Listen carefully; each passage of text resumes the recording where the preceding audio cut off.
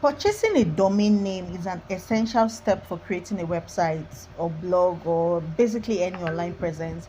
It is very important to choose a very good domain name because it will be your online identity, more like your email, how it has the URL. That's how powerful your domain is. And so, in this lesson, I'm going to theoretically explain to you the steps to purchase a domain name. Then after that, we'll move into the practical video tutorials on how to purchase a domain name. The first step to purchasing a domain name is choosing a domain name. You have to choose a suitable name for your website, and this name should be memorable, easy to spell, and relevant to the content of your website because of SEO. You can also use domain name generators. If you Google domain name generators, you will see different domain name generators that can use your business name or your name to generate a domain for you.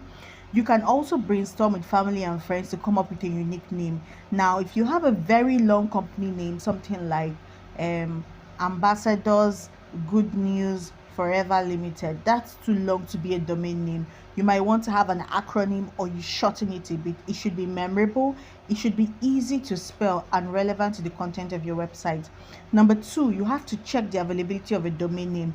Having a domain name is good and you might be excited, but you need to check the availability. Usually, if I always tell clients, before you register a name with CAC or give out a name for registration on social media, aside checking on the CAC website to see if it's available, check across social media to see if your username is also available for you, or if someone else is using it, you can't use it. Then also check for your domain name. You can check for your domain name by going to any registrar. You can go to GoDaddy, just search for GoDaddy, you see the website, or Namecheap or Bluehost. I will do a tutorial for you to see and just check if it's available. That you're checking there does not mean you're going to purchase from them. Just check if it's available. You will see. Sometimes you might see that maybe the .com variant of this name is not available, but they'll tell you the .net is available, or maybe the .ng or something, and so you can choose a variant if you want to. If you don't want to, you can decide to tweak it to what is available. This step 3 is now select a domain registrar. After you verify that the domain name is available, you now need to choose a domain registrar. A domain registrar is basically a company that manages the registration of domain names. There are several domain registrars to choose from, and they have different prices and different features. My go-to is usually Google Domains, then Namecheap, then sometimes I use GoDaddy. I think I also have a client or two on Bluehost.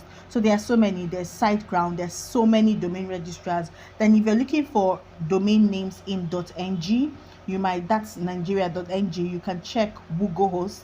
I don't like to buy hosting from Bluehost, but I can get a domain from there and then host my website somewhere else. You're going to be understanding hosting much later, so you can have that. But now it's time to select your domain registrar. So once you selected your domain registrar, you go to step 4. You can now register your domain name. To register it, usually you need to create an account to registrar, then provide your personal information and pay. Usually the registration process will involve selecting the domain name and then paying the registration fee. It's usually very easy and really very fast. The step 5 is to set up your DNS. Your DNS means domain name system. Your DNS, you will need to set up this DNS to connect your domain name to your website.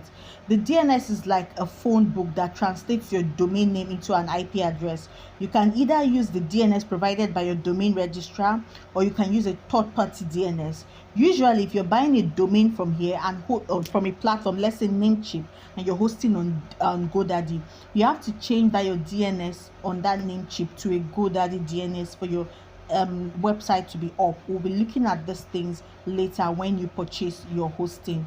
So basically, purchasing a domain name involves choosing the domain name, checking the availability, select the domain name registrar, register that domain name, and then you need to set up your DNS. So it is essential to choose a good domain name, as it will be your online identity for you yourself or your brand. And if you follow these steps, it should be easy. Now let's get into the practical. Let me show you how to get this done.